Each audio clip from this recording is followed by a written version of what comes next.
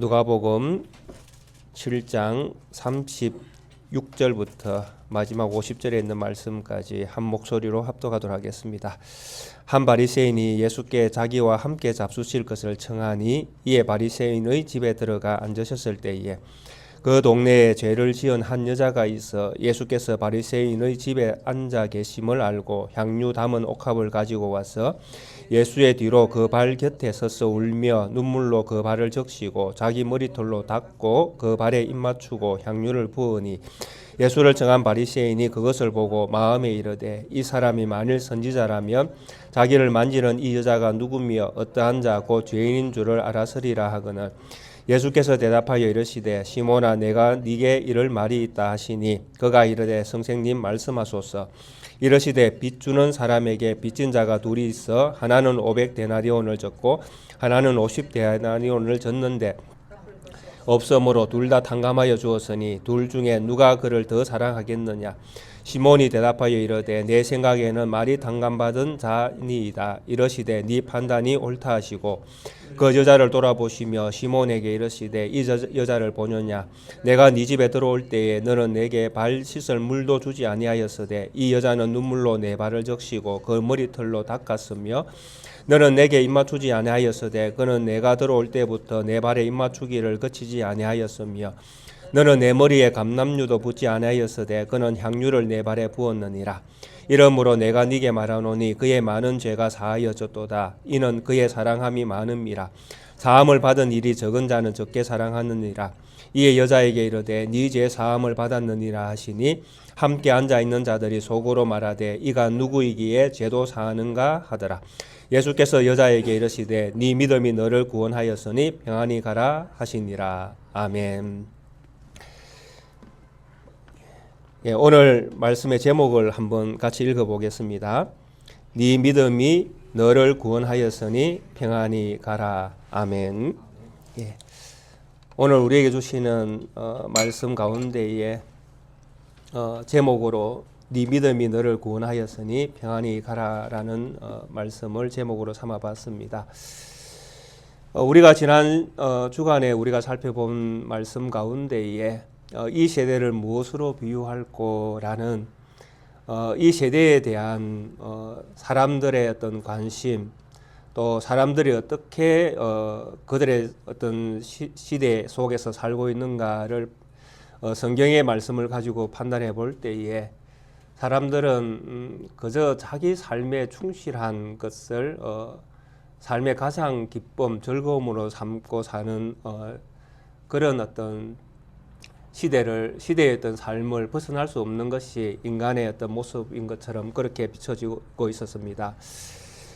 이 시대를 무엇으로 비유할 거라는 말씀을 가지고 예수님께서는 그 시대의 사람들의 어떤 상태를 말씀으로 남겨두셨습니다.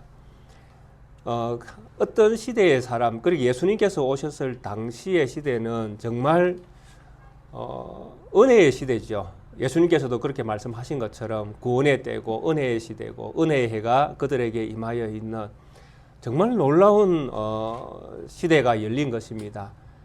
그래서 이런 놀라운 은혜의 시대가 열려 있다라는 것을 그 시대에는 그 시대의 사람들은 몰랐지만은 하나님은 그 시대를 그렇게 여셨다라는 것입니다.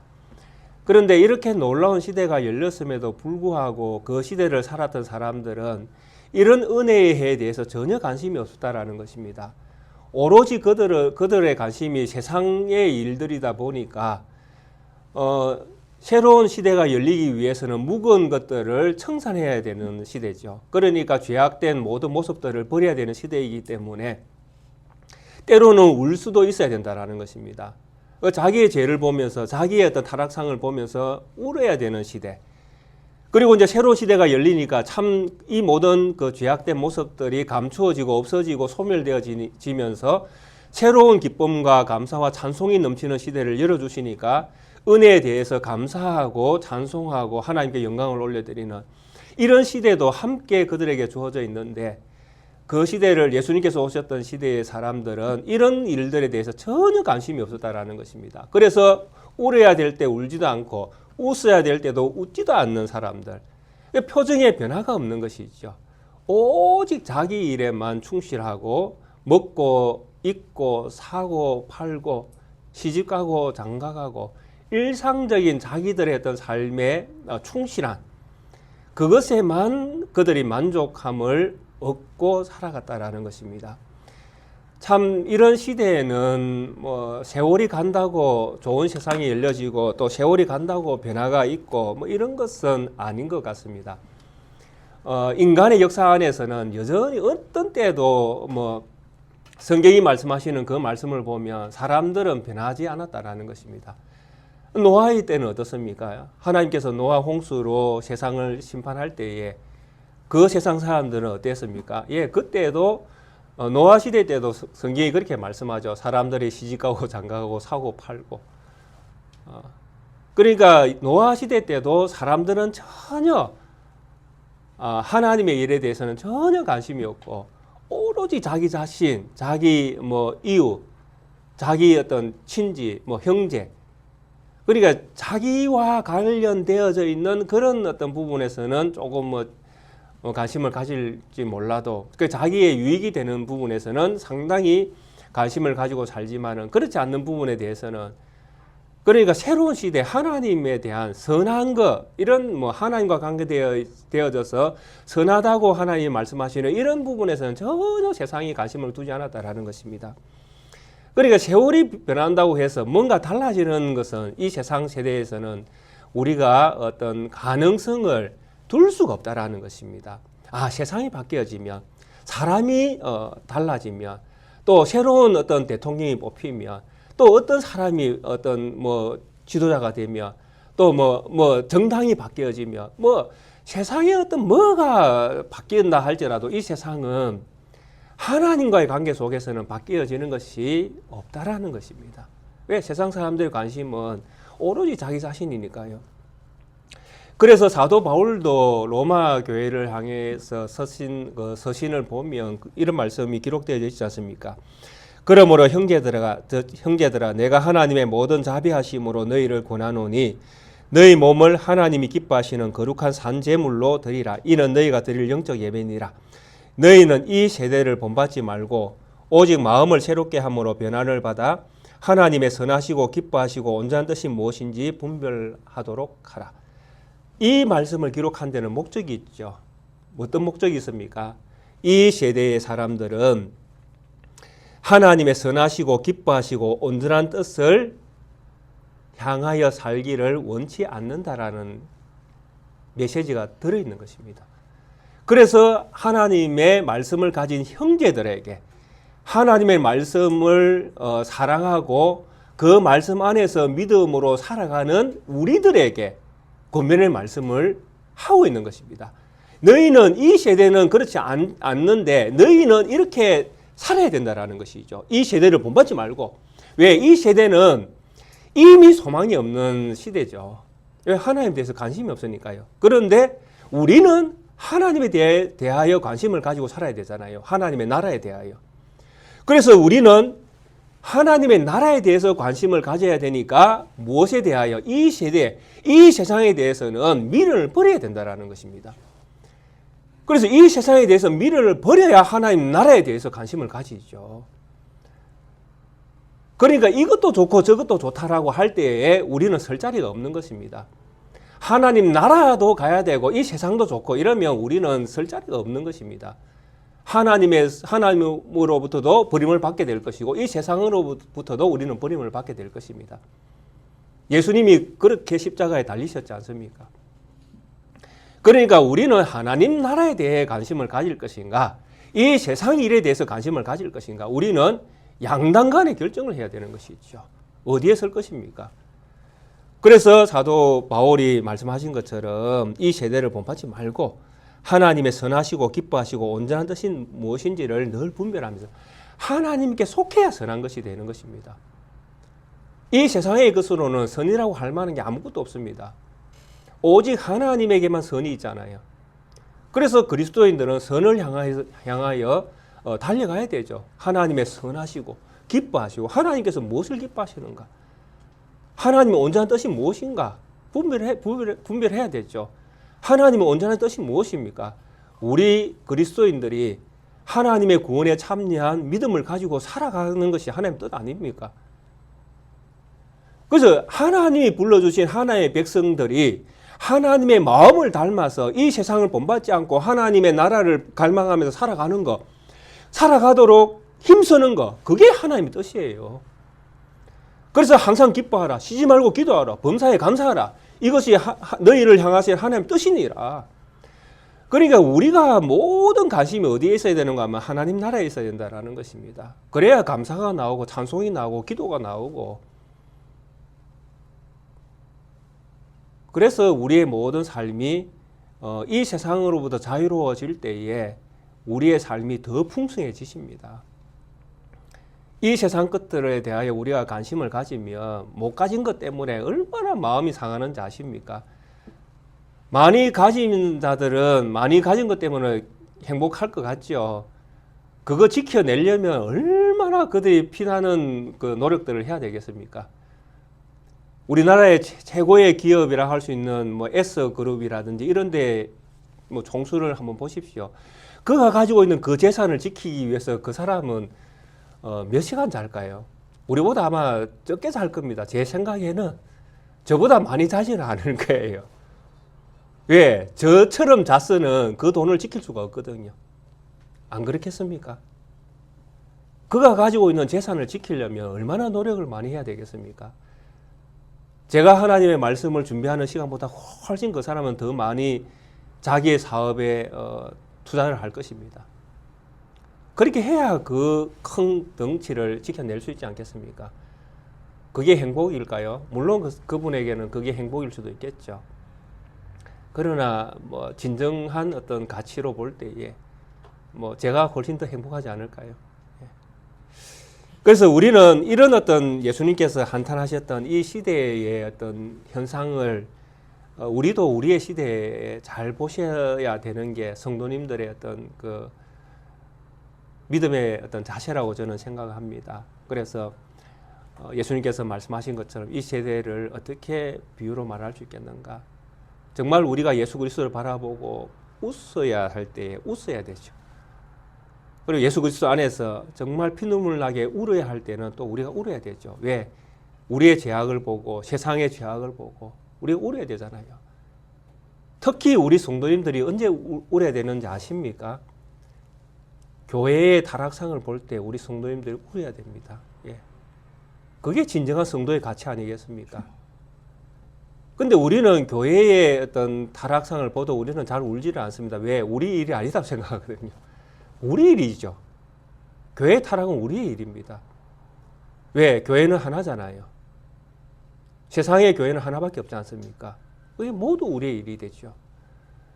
그래서 철저하게 교회의 타락상을 보면서 우리가 울어야 되고 교회 안에 하나님의 어떤 은혜의 말씀들이 풍성한 것들을 보고 우리가 같이 웃어야 되고 하나님의 어떤 은혜들이 교회에 많이 나타날 때는 같이 웃고 즐겁고 함께 그 즐거움에 동참하고 이게 진정한 그리스도의 삶의 자세 아니겠습니까? 그래서 이런 부분들이 우리의 시대에는 많이 사라져 있는 것 같습니다. 교회 안에서도 마찬가지고. 그래서 우리는 이런 시대에 우리가 살고 있다는 것들을 그게 사람들이 무덤덤하게 살아가는 시대에 우리가 살고 있다는 것들을 우리가 늘 생각하시면서 우리 자신들은 예수님께서 말씀하시는 이런 말씀을 귀 기울이면서 함께 웃고 함께 울을 준비를 늘 되어 있는 성도로 그렇게 살아가는 것이 우리의 믿음의 자세라는 것을 조금 우리 성도님들 이해하시고 그렇게 이 세상을 바라보시는 눈이 있기를 바랍니다.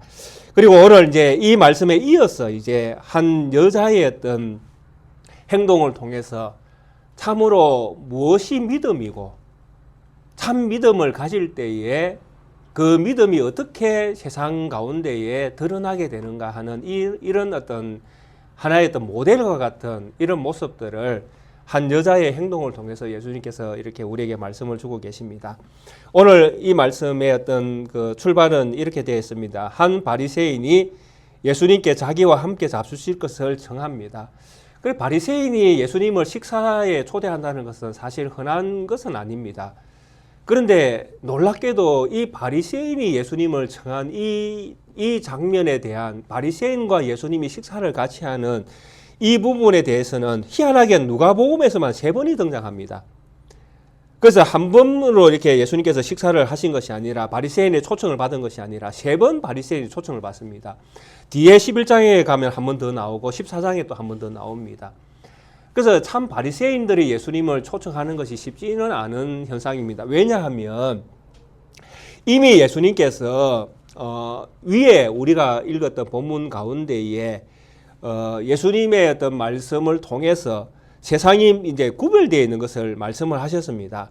세례 요한의 세례를 받는 부류가 있었고 받지 않는 부류가 있었다라고 말씀을 하셨죠. 그래서 세례 요한의 세례를 받는 사람들은 하나님을 의롭다 하는데 여기에 포함된 사람들은 사실 모든 사람, 모든 백성이라고 표현되어졌지만은 연약한 백성들이 있죠. 이때 구원받았던 병자, 중풍병자, 이렇게 그 약간 저는 자, 눈먼 자 이런 사람들이 해당되었죠. 이런 사람들과 세리, 마태 이런 사람들이 세례 요한의 세례를 받았던 부류. 그래서 이 사람들은 예수님을 바라보면서 그 하는 일에 대하여 응원하고 또 하나님의 어떤 메시아를 보내심에 대해서 찬송하고 이런 부류에 속한 사람들이죠.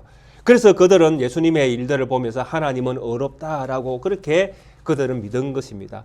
그런데 이런 어떤 부류가 있었던 반면에 바리새인과 율법 교사들, 선생들은 세례 요한의 세례를 받지 않기 때문에 하나님의 뜻을 저버렸다. 이렇게 앞에서 누가복음 7장에 이미 말씀을 하셨죠.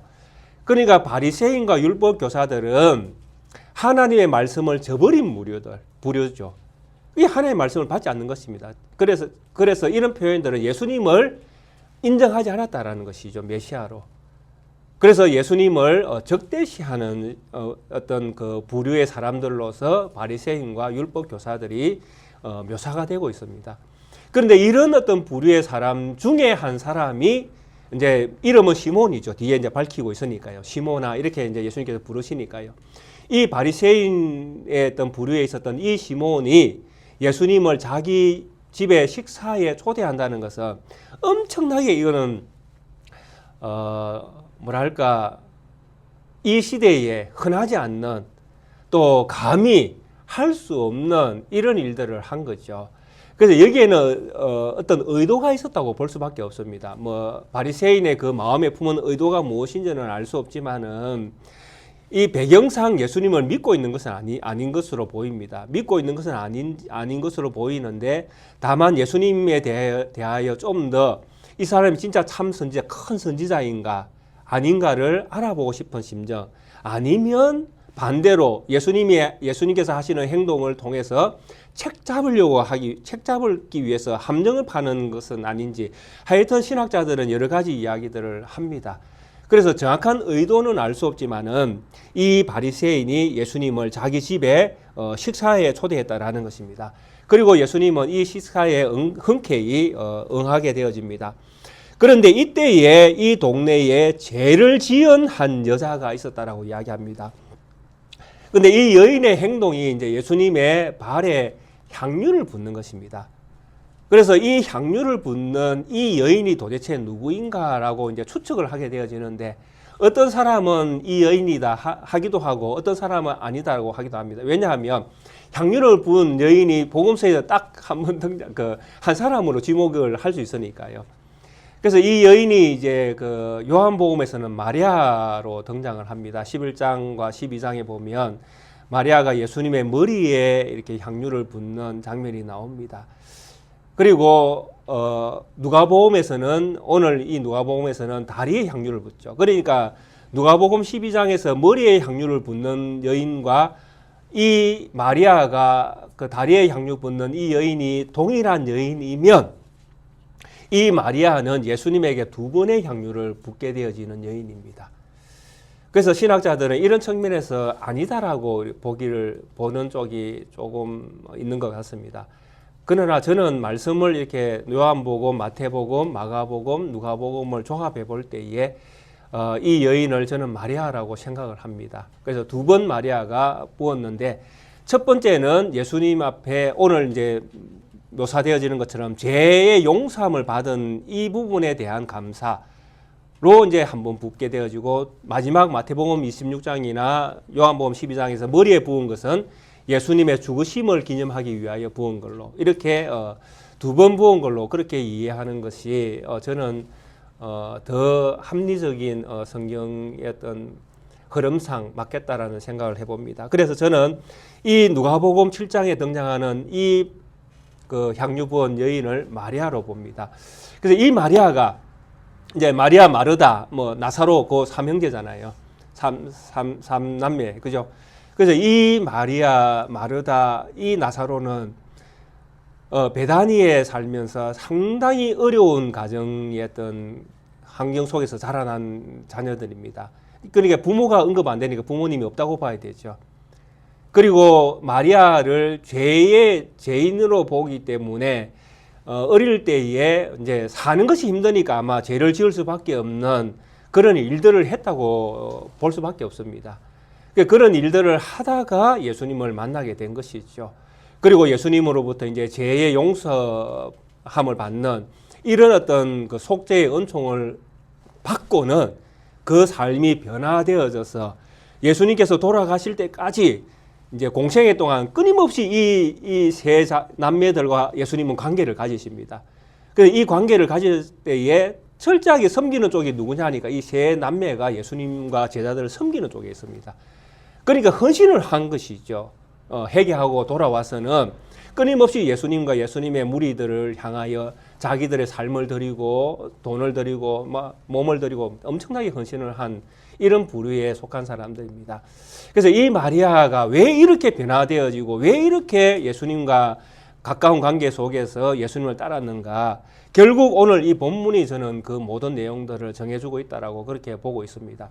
그래서 이 마리아가 예수님이 바리새인 집에 앉아 계심을 알고 향유를 준비해 갑니다. 예수님께서 죽으실 때에 향유 부은 것은 300데나리온이라고 딱 성경이 말씀하고 있거든요. 300데나리온은 10만 원 곱하기 300 정도 하시면 됩니다. 요즘 일당이 10만 원이다 그러면 하루 일당이 1데나리온이니까 10만 원 곱하기 300이면 3천만 원입니다. 향유 조그만한 병에 든 향유가 그 당시 예수님 당시에 3천만 원의 가치를 가지고 있는 것입니다. 어떻게 이 여인이 이런 큰 돈으로 이 향유를 구매했는지 알 수 없지만은 이 향유를 구입해서 예수님의 머리에 부은 것으로 그는 예수님에 대한 사랑이 엄청나게 컸다고밖에 이해할 수 없습니다. 그러니까 예수님에 대하여 자기의 모든 것들을 다 드려도 아깝지 않다라는 판단이 설 때에 그 일을 할 수 있지 않겠습니까? 저 사람을 위해서라면 내 목숨도 내놓겠다라고 할 때에 할 수 있는 어떤 행동이었다라는 것입니다. 그만큼 예수님을 사랑했다라는 것입니다. 무엇 때문에? 그래서 이 여인이 첫 번째 향유를 부은 것도 저는 그만한 가치가 있었다라고 판단할 수밖에 없습니다. 왜? 성경은 가치를 이야기하지 않고 있지만 향유가 이 시대의 향유는 그만한 가치를 가지고 있었기 때문에 그렇습니다. 그래서 이 첫 번째 이 예수님에게 찾아와서 이 향유를 담은 옥합을 가지고 와서 예수님의 뒤로 그 발 곁에 서서 울며 눈물로 그 발을 적시고 자기 머리털을 닦고 그 발에 입 맞추고 향유를 발에다가 붓습니다. 두 번째는 머리에 붓지만 첫 번째는 발에다 붓습니다. 왜? 차마 존귀하신 예수님의 머리에 향유를 부을 수가 없는 겁니다. 그만큼 겸손입니다. 자기 자신이 얼마나 초라하고 죄인인가를 알게 되는 대목입니다. 이 대목에서도. 그래서 자기가 어느 정도 예수님의 머리에 향유를 부을 만한 어느 정도의 가치가 자기 자신의 자존감이 좀 있어야 되는데 그마저도 없는 겁니다. 예수님 앞에서. 그래서 이 여인은 예수님 앞에 정말 설 수 없는 죄인의 모습으로 예수님 앞에 가서 예수님의 그리고 발이 이제 뒤쪽으로 앉을 때 남자들은 양발로 잘 앉지만은 이스라엘은 남자들이 앉을 때 발을 뒤쪽으로 이렇게 여인처럼 앉습니다. 그래야 기대기 좋잖아요. 그래서 식사를 해야 되니까. 그래서 왼쪽 팔로 다리를 꼬고 이 발을 뒤쪽으로 이렇게 내는 겁니다. 그러니까 예수님 뒤쪽으로 와서 뒤로 나와 있는 발에 부을 수 있는 것입니다. 그리고 이제 예수님은 비스듬히 앉아서 이제 식사를 하시겠죠. 왼쪽으로 이렇게 누워서. 그래서 이런 어떤 장면 속에서 이 여인이 이제 예수님에게 와서 눈물로 서서 울며 눈물로 발을 적시고 머리털로 그것을 닦고 발에 입을 맞추고 향유를 붓습니다. 참으로 놀라운 광경이죠. 그래서 예수님을 청한 바리새인이 깜짝 놀랍니다. 보고는 마음으로 이제 이렇게 이야기하죠. 이 사람이 만일 선지자라면 자기를 만지는 이 여자가 누구며 어떠한 자 곧 죄인인 줄을 알았으리라. 그러니까 모든 사람들이 베다니에 사는 모든 사람들은 마리아를 보면서 이 여인은 죄인이다 다 한다라는 것이죠. 그래서 예수님도 선지자라면 당연히 아셔야 된다라는 것이죠. 이 여인이 죄인이라는 거. 그 이 여인이 죄인이면 어떻게 되어집니까? 예수님의 몸에 손대면 안 되죠.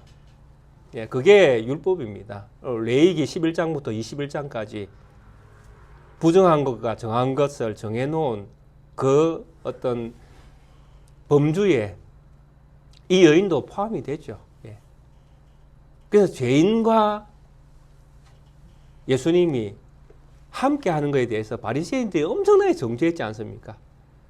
저 사람은 왜 죄인과 함께 밥을 먹느냐 늘 정죄하고 그랬지 않습니까? 같이 하면 안 되는, 같이 있으면 안 된다라는 것이죠. 그래서 문둥병자는 이스라엘 입장에서는 죄인이잖아요. 그러니까 어떻게 해야 됩니까? 영문 밖에서, 그죠? 따로 떨어져 살아야 되잖아요. 그것이 이스라엘 사회입니다. 그래서 바리새인은 자기 마음으로 그런 생각을 한 것입니다. 이분이 선지자라면 이 여자가 죄인인 것을 알았을 것인데 어떻게 자기 발을 만지고 자기 발에 향유를 붓고 자기 머리로 그것을 닦는 것을 그걸 보고만 있느냐. 거부해야 된다라는 것이죠. 그만큼 바리새인과 이 마리아의 예수님을 향한 마음, 예수님을 바라보는 그 어떤 수준이 너무나 달랐다라는 것입니다. 바리새인은 바리새인의 관점, 율법의 관점으로 예수님을 바라보고 있고, 이 마리아는 이 예수님을 새로운 어떤 세상을 여시는 메시아로서 이 예수님을 바라보고 있는 것입니다. 그래서 율법을 가지고 예수님을 갖다 대니까 예수님은 온통 죄인의 개수인 거예요. 한마디로 이야기하면. 죄인과 함께 뛰어노는 그런 악당이죠. 예. 그래서 바리새인은 자기가 가지고 있는 율법으로 예수님을 정죄하고 있죠. 지금. 예. 어떻게 선지자 정도 되면 이 여인을 한눈에 딱 알아보고 거부해야 되는데 어떻게 이 여인의 어떤 행동을 저지하지 않느냐. 이 사람도 똑같은 사람 아니냐. 이 죄인과 함께 노는 거 보니까 똑같네. 뭐 이런 어떤 이런 마음들이 들었을 것입니다. 그래서 참 어렵다고 하는 사람들 있잖아요. 세상에서 그나마 착하게 산다는 사람, 선한 일을 좀 많이 한다는 사람들은 이런 편견에 빠질 수가 있습니다. 예. 자기의 선함으로 다른 사람이 하는 것들을 이렇게 그대로 바라보지 못하는 것이죠. 자기 기준으로 다른 사람들을 판단하게 되는 것입니다. 저 사람은 이래서 안 되고 저 사람은 저래서 안 되고 저 사람은 또 저래서 안 되고 자기 기준을 가지고 내가 선한 것을 가지고 있으니까요. 그러니까 내 선함으로 다른 사람을 판단하는 것이죠. 이게 조금 옳게 산다는 사람들의 단점이 될 수 있습니다. 그래서 우리는 그렇습니다. 그리스도인들은 적어도 세상을 또 세상 사람들을 바라볼 때에 그저 그 사람으로 그저 바라봐야 됩니다. 그럴 수 있겠다라는 세상 사람들이니까 세상에 속해 있으니까요. 충분히 그럴 가능성이 있다. 뭐 그럴 수 있겠네. 예. 뭐 내가 선하다고 해서 모든 사람들이 나와 같아야 된다는 생각을 버리셔야 된다라는 것입니다. 예. 왜냐하면 자칫 잘못하면 그게 자기 교만이 될 수 있거든요. 그래서 이 바리새인은 이런 어떤 눈으로 지금 예수님을 바라보고 있는 것입니다. 그래서 죄인인 줄 알아야 되는데 이 사람은 죄인인 줄 모르는갑다. 그래서 선지자가 아닌가? 뭐 이런 생각을 했던 것이죠. 그래서 예수님이 대답하십니다. 시몬이 이런 생각을 하고 있는 걸 아시니까요. 그래서 시몬아, 내게 이럴 말이 있다. 그래 이런 이제 마음의 생각을 품은 이 바리새인인 시몬을 바라보시면서 예수님께서 이제 내가 너에게 할 말이 있다 하니까 그래 선생님 뭐 말씀하시옵소서. 그래서 예수님께서 이야기합니다. 빚진 사람 둘이 있는데 한 사람은 500데나리온, 하나는 50데나리온. 상당히 차이가 있죠. 한 10분의 1이니까요. 두 사람이 빚을 졌는데 갚을 것이 없어서 빚을 탕감할 수 있는 사람이 주인이 이 두 사람 모두에게 탕감을 해줬다라는 것이죠. 500데나리온, 50데나리온 각각 빚을 진 사람에게 동일하게 갚지 말라고 탕감을 해줬다라는 것입니다. 그리고는 묻습니다. 네 생각에는 어떤 사람이 더 사랑하겠느냐? 빚을 탕감해준 주인에 대하여 어떤 사람이 더 많은 사랑의 마음을 갖겠느냐? 그러니까 정답을 말합니다. 많이 탕감받은 사람. 500데나리온 받으시겠어요? 엄청나게 큰 빚을 탕감받았지 않습니까? 그러니까 이렇게 500데나리온을 받은 사람이 더 사랑할 것이다 하니까 예수님께서 말씀합니다. 그래, 맞다. 그러면서 이제 예수님께서 이 여인에 대해서 이야기합니다. 그리고 바리새인에 대해서 이야기합니다. 이제 바리새인과 두 여인이 이제 주인공이잖아요. 물론 주인공은 여인이지만은 이 두 사람을 가지고 이야기합니다. 이 여자를 보느냐, 이 죄인을 보느냐, 그죠? 이 죄인이었던 여자를 보느냐. 내가 너의 집에 들어올 때에 너는 내게 발 씻을 물도 주지 아니하였으되 이 여자는 눈물로 내 발을 적시고 그 머리털로 닦았으며 너는 내게 입맞추지 아니하였으되 그는 내가 들어올 때로부터 내 발에 입맞추기를 그치지 아니하였으며 너는 내 머리를 감람유도 붓지 아니하였으되 그는 향유를 내 발에 부었느니라.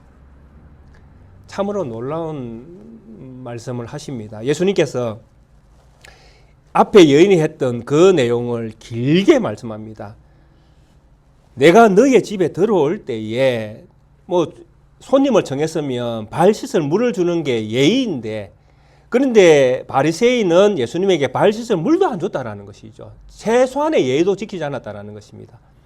그런데 이 여자는 눈물로 내 발을 적시고 머리털로 예수님의 발을 닦았다라는 것입니다. 우리는 여인들이 가지고 있는 이 머리털로 예수님의 발을 닦았다고 하니까 그냥 닦은 줄 알죠. 근데 성경이 여인의 머리털을 뭐라고 이야기하는 줄 아십니까? 여인의 머리털은 무엇이죠? 우리 고린도전서 다 읽어보셨지 않습니까? 여인이 예배 드릴 때 머리에 뭔가 쓰고 예배를 드려야 되는 게 그 시대의 풍습이었지 않습니까? 그러나 쓰지 않아도 되는 한 가지 여인에게 머리에 쓰지 않아도 되는 예외가 있었지 않습니까? 그 예외가 무엇입니까? 여인의 긴 머리였지 않습니까? 그 긴 머리가 이 여인의 영광이라고 사도 바울이 성경에 기록을 하고 있지 않습니까? 여인의 긴 머리는 이 여인이 얼마나 아름다운 여인인지를 보여주는 최고의 어떤 여인에게 가장 긴 머리는 최고의 영광입니다. 그런데 이 마리아가 자기의 가장 영광스러운 이 긴 머리를 가지고 어디에다 사용하는 겁니까? 예수님의 발에다가 사용을 합니다. 엄청난 헌신이죠. 자기 자신을 완전히 내려놓은 것입니다. 예수님 앞에서.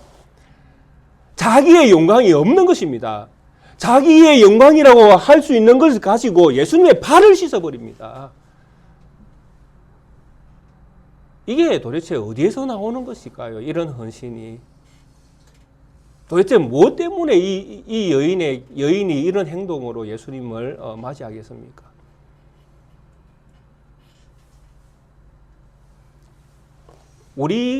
우리가 예수님을 대하는 태도를 상당히 돌아보게 하는 말씀입니다. 저는 이 말씀을 준비하면서 그렇게 봤습니다.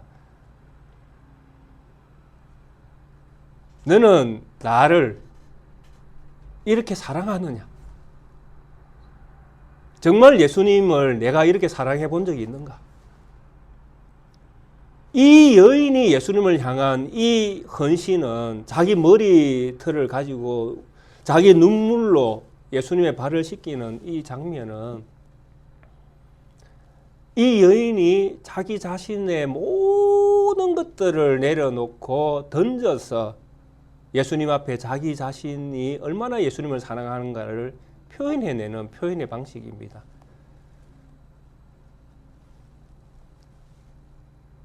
차마 이것조차도 사실은 할 수 없다라고 이 여인은 마음은 고백을 하고 있다라고 저는 생각이 되어집니다. 왜?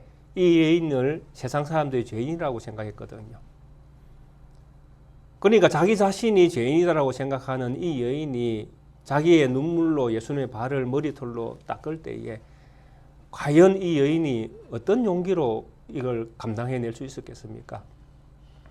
정말 세상의 모든 사람들한테 돌팔매질을 당한다 할지라도 내가 예수님에게 받은 사랑을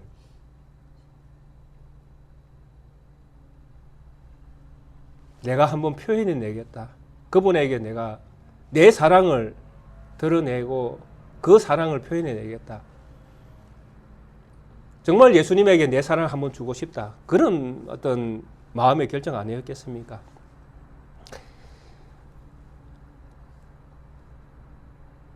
내가 너의 집에 들어올 때 너는 입맞추지도 아니하였으되 최고의 존경을 이야기하고 입맞춤은 이스라엘에서 최고의 존경과 최고의 복종이 있죠. 당신의 모든 것에 내가 복종하겠다라는 것이죠.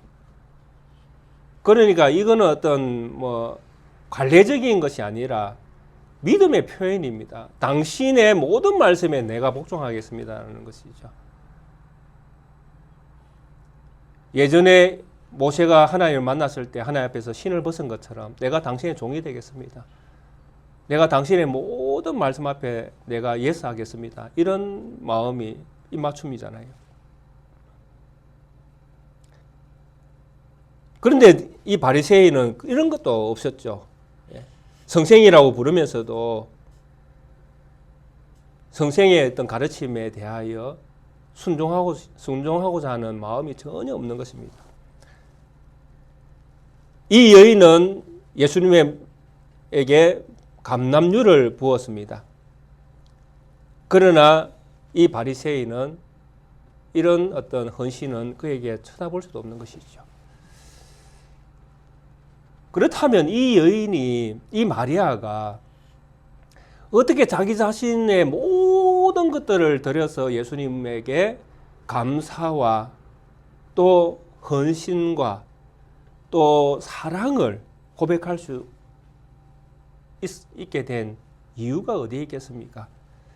바로 그 다음 말씀이 우리에게 이렇게 증언합니다.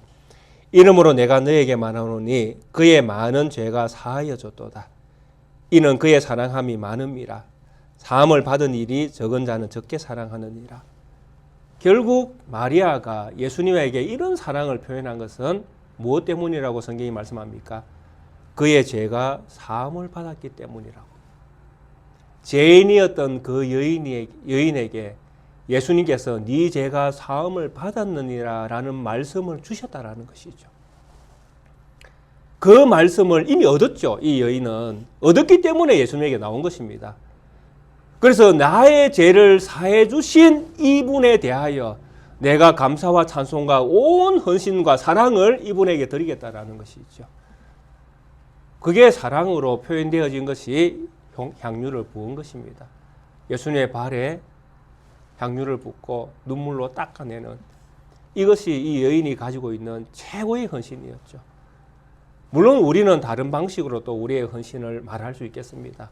그러나 이 시대에 이 여인은 이렇게 자기 자신을 예수님에 대한 사랑이 얼마나 크게 받았는가를 이렇게 표현을 해낸 것입니다.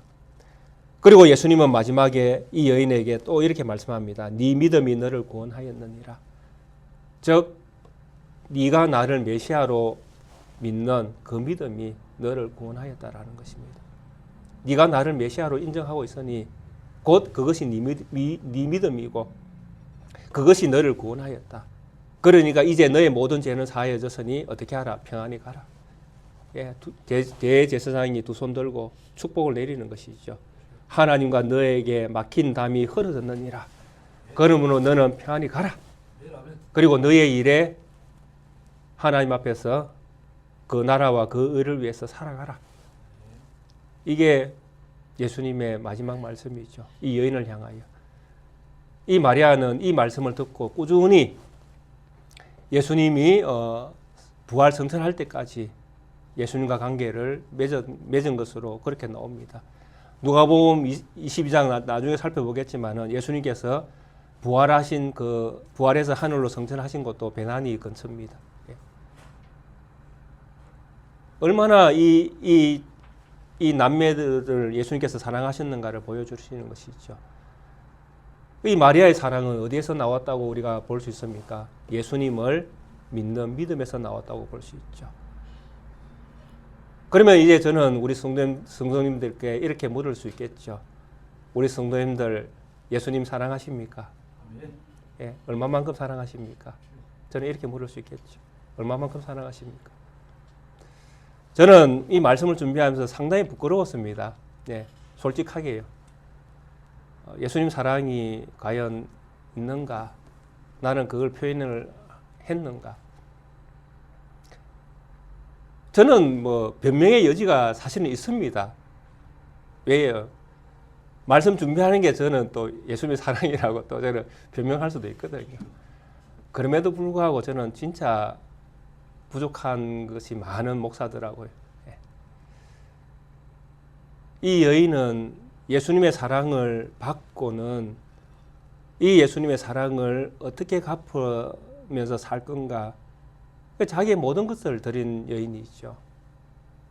자존심도, 자기 자신도, 자기가 가진 재물도 다 예수님 앞에 내어놓고 예수님을 따라다녔던 사람입니다. 그래서 예수님께서 베다니에 이 여인의 집에 갔을 때에도 자기 언니는 음식 준비할 때에 이 마리아는 예수님 말씀 들으려고 늘 가까이 했던 여인이잖아요. 예. 이게 이 여인의 어떤 최고의 장점인 것 같기도 하고 그렇습니다. 예수님과 가까이 하고 싶은 심정이잖아요. 사랑하는 우리 모든 성도님, 예수님 사랑하십시오. 네. 예. 왜요? 우리 예수님이 우리 성도님들 사랑하십니다. 사랑을 주셨습니다. 예수님은 자기 몸을 주셨잖아요. 우리에게. 그만큼 우리 예수님은 우리를 사랑하십니다. 그럼 우리는요, 예, 사랑을 받았잖아요. 사랑을 받았으니까요. 그 사랑이 얼마나 큰가를 우리 알아야 되죠. 그러니까 아는 만큼 사랑한다는 게 예수님 말씀이잖아요. 그 사랑을 얼마만큼 알고 있느냐. 그만큼 사랑한다라는 것이 있죠. 우리의 남은 날들이 얼마인지 알 수 없지만은 예수님 사랑하면서 사는 우리 성도님 되시기를 바랍니다. 많이 사랑하십시오. 많이 받았으니까요. 그걸 믿음으로 고백하시는 성도님들이 복이 있습니다. 네 믿음이 너를 구원하였느니라.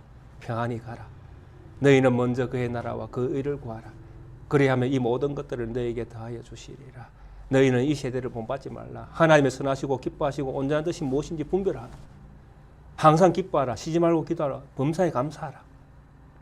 엄청나게 우리에게 주신 위로의 말씀과 격려의 말씀과 독려의 말씀들이 숨겨져 있지 않습니까? 사랑을 받은 대로 내가 예수 그리스도 안에서 받은 사랑만큼 예수님을 사랑하고 그렇게 우리의 남은 인생들을 채워가시는 우리 모든 성도님들 되시기를 주의 이름으로 축원드리겠습니다. 함께 찬송가 366장 함께 찬양 드리시겠습니다. 내 믿음이 너를 구원하였으니 평안히 가라. 참으로 놀라운 말씀으로 죄인 되었던 여인을 위로해 주셨습니다. 참으로 오늘 우리에게도 같은 위로의 말씀으로 우리에게 다가오시는 예수님의 사랑을 우리가 받습니다. 우리에게도 어느 날 어느 때에 주님께서 동일한 말씀을 우리에게 주셨습니다. 내가 네 죄를 사하노라. 평안히 가라. 이제 하나님 나라의 백성으로 믿음의 삶을 살아라. 참으로 우리에게 이런 놀라운 믿음의 걸음들을 우리 하나님께서 허락해 주셨습니다. 감사합니다. 찬송합니다. 찬양합니다. 하나님께서 베푸신 은혜에 무한한 영광과 찬송을 올려드립니다.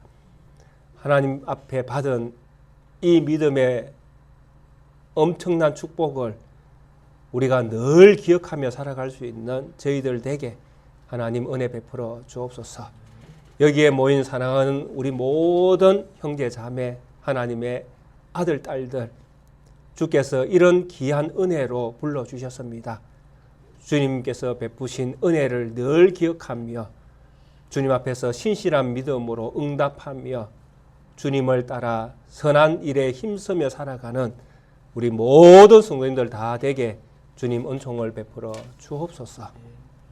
이 예배에 함께 참여하지 못한 주의 백성들 위로하여 주시고 여러 떨어져 예배하는 동력자들 위로하여 주시며 하나님의 몸된 교회를 함께 섬기는 마음으로 이 모양 저 모양으로 헌신하는 자들까지 주님께서 동일한 말씀으로 위로하여 주시고 동일한 말씀으로 믿음의 걸음들을 걸어갈 수 있도록 우리 하나님께서 두 손 들어 축복해 주시기를 간절히 소원합니다. 그래서 우리의 모든 남은 날들을 주님의 나라와 그 의를 위해서 헌신하는 걸음 걸어갈 수 있도록 주님 함께해 주옵소서. 특별히 낫게교회를 이곳에 세워주시고 주의 은혜가 선포되어지며 특별히 이 지역에서 하나님의 뜻을 전하며 그렇게 살아갈 수 있도록 교회를 세워주심도 감사합니다. 이 교회가 세워져 가는 모든 날 동안 주님 이 교회와 함께 해주시고 걸어가는 걸음 가운데에 동행해 주셔서 주님께서 옳다 여기시는 일에 힘쓰며 그렇게 성장해 가는 교회가 되어줄 수 있도록 우리 하나님께서 은혜 베풀어 주시기를 간절히 소원합니다. 섬김을 함께하는 모든 성도님들에게 위로하여 주시고 평안을 더하여 주시고 나가도 들어가도 복을 받는 삶이 되어줄 수 있도록 은혜를 베풀어 주시기를 간절히 소원합니다. 특별히 구하는 것은 이런 믿음 안에서 살아가는 날 동안에 원하지 않는 일들을 만날 때에도 변함없이 우리 하나님을 사랑하고 섬기는 그런 삶을 선택하며 살아갈 수 있는 믿음의 사람들 다 되어줄 수 있도록 은혜 베풀어 주시기를 간절히 소원합니다. 그것까지도 허락하신 하나님을 기억하며 그 가운데 임재하시는 하나님을 기억하며 그 일들을 통해서 말씀하시는 하나님의 말씀에 귀 기울이며 그렇게 하나님의 자녀됨을 믿음으로 지켜내는 그런 모든 주님의 상황들을 받아들이며 인정하며 주님을 사랑하며 살아가는 걸음들이 다 되어줄 수 있도록 그것까지도 사랑하는 성도님들이 되어줄 수 있도록 우리 하나님 은혜 베풀어 주시기를 간절히 소원합니다. 교회를 섬기는 모든 손길 위에 함께해 주시고 몸과 마음과 정성으로 이 교회의 일치를 위하여 함께 섬깁니다. 참으로 그런 섬김이 때로는 우리 눈앞에 보잘것없는 것 같이 여겨질 수도 있습니다. 그러나 하나님이 세워 가심을 인정하고 믿으며 주님께서 세워 가실 것을 또한 바라고 소망 중에 참으로 이 모든 순간들을 감사하며 또 함께 넉넉히 그 은혜를 경험하며 그 시간들을 함께 할 수 있는 그런 성도님들의 믿음이 되어줄 수 있도록 우리 하나님 은혜 베풀어 주옵소서. 특별히 기도합니다. 이 교회가 큰 교회 되는 것을 원하는 것은 아닙니다. 그러나 이 지역에 바른 교회로 소문날 수 있도록 주님 붙들어 주시고 우리 성도님들이 그런 믿음의 일꾼들로 성장해 갈 수 있도록 우리 하나님 은혜 베풀어 주옵소서. 한 주간 우리 모든 성도님들 세상으로 나아갑니다. 또 어떤 일들이 우리 안에 예비되어 있는지 알 수 없습니다. 그러나 그 모든 일들 가운데 형통한 길 걸어갈 수 있도록 우리 하나님 두 손 잡아주시고 함께 걸어가 주시고 그 삶 가운데에 역사하심으로 인도해 주옵소서. 우리 모든 성도님들의 삶에 주님의 풍성한 은총 베풀어 주시며 함께 해 주시기를 간절히 소원하오며 살아계시는 우리 구주 예수 그리스도의 이름으로 기도드리옵나이다. 아멘.